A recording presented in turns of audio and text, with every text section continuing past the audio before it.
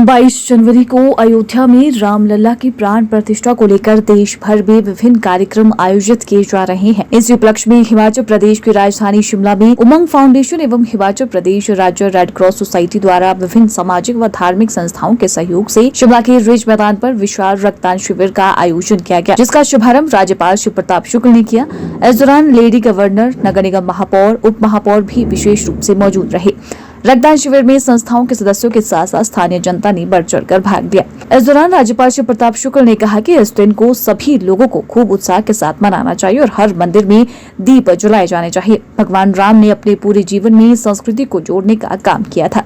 वहीं उन्होंने कहा कि राजभवन भी इस मौके पर जागृत है और प्राण प्रतिष्ठा के पूर्व सुंदरकांड के पाठ के बाद भोग प्रसाद का आयोजन होगा और राम मंदिर के प्राण प्रतिष्ठा का लाइव प्रसारण देखा जाएगा। हम यहाँ से राम की प्राण प्रतिष्ठा को देखेंगे और मैं अयोध्या के निकट का रहने वाला हूँ। मैंने वह ढांचा भी देखा है थोड़ी दूर रह करके, क्योंकि उस समय मैं मिनिस्टर था, वहाँ जा नहीं सकता था। गोरखपुर में रह करके के ढांचा के टूटने की सूचना भी मिली थी और उसके बाद मैंने राम के उस विग्रह को, रामलला को विराजमान जो है उनको टाट पट्टी में भी देखा है। अब थोड़ा सब्र कर रहा हूँ कि लोग जा करके देख लें तो जाऊँ और देखूं कि वो किस महल में रह रहे हैं। आज का जो वक्त है यह वक्त संस्कृति को जोड़ने का है।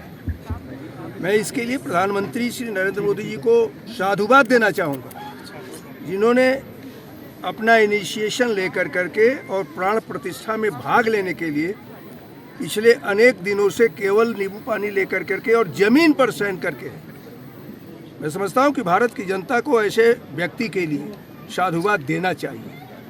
राम की प्राण प्रतिष्ठा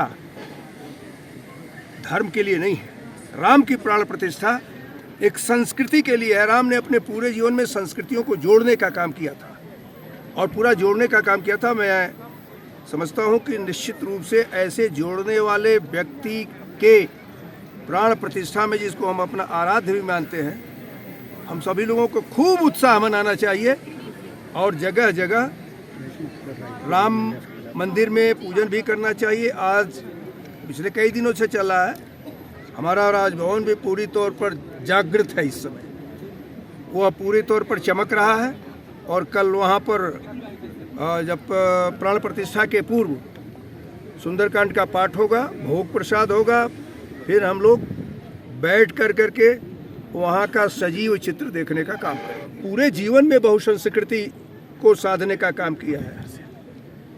अनेक छोटी छोटी संस्कृतियाँ थी, जब वनों में जो लोग रह रहे थे उन सबको एक करने का काम किया है।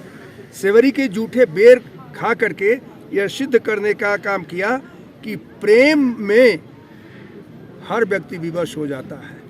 प्रेम में जूठे बेर भी खाए जा सकते हैं। सेवरी का प्रेम था कि उसने राम जैसे महापुरुष को भी जूठे बेर खिला दिया, क्योंकि वो मीठा ही बेर देना चाहती थी, तीखा नहीं देना चाहती, खट्टा नहीं देना चाहती थी।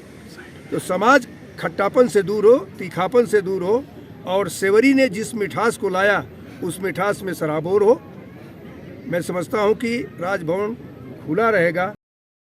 वहीं उमंग फाउंडेशन के अध्यक्ष अजय श्रीवास्तव ने कार्यक्रम की विस्तृत जानकारी देते हुए कहा कि रक्तदान शिविर उन शहीदों को समर्पित है जिन्होंने पिछले 500 वर्षों में राम जन्मभूमि की नियुक्ति के युद्धों में अपनी आहुति दे चुके हैं और आज प्रसन्न है कि उनके समर्पण से अयोध्या में रामलला की प्राण प्रतिष्ठा होने जा रही है। आज रक्तदान शिविर हमने लगाया था इंदिरा गांधी मेडिकल कॉलेज के मरीजों के लिए और राज्य रेड क्रॉस सोसाइटी के साथ मिलकर के उमंग फाउंडेशन का एक कार्यक्रम है। इसमें हमने इसको डेडिकेट किया है, समर्पित किया है उन शहीदों को जो पिछले 500 वर्षों में श्री राम जन्मभूमि की मुक्ति के युद्धों में अपनी आहुति दे चुके हैं। और आज हम खुश हैं क्योंकि कल श्री रामलला की प्राण प्रतिष्ठा अयोध्या में हो रही है और महामहिम राज्यपाल और उनकी धर्मपत्नी लेडी गवर्नर श्रीमती जानकी शुक्ल हमारे यहाँ आज चीफ गेस्ट थे। और बड़ी बात यह है कि यहाँ श्री वाल्मीकि सभा, संत श्री रविदास सभा, श्री गुरसिंह सभा, सेवा भारती और अन्य अनेक संस्थाओं ने, सूत सभा ने मुख्य रूप से श्री राम प्राण प्रतिष्ठा आयोजन समिति के तत्वावधान में इस कार्यक्रम में हमारे साथ सहयोग किया।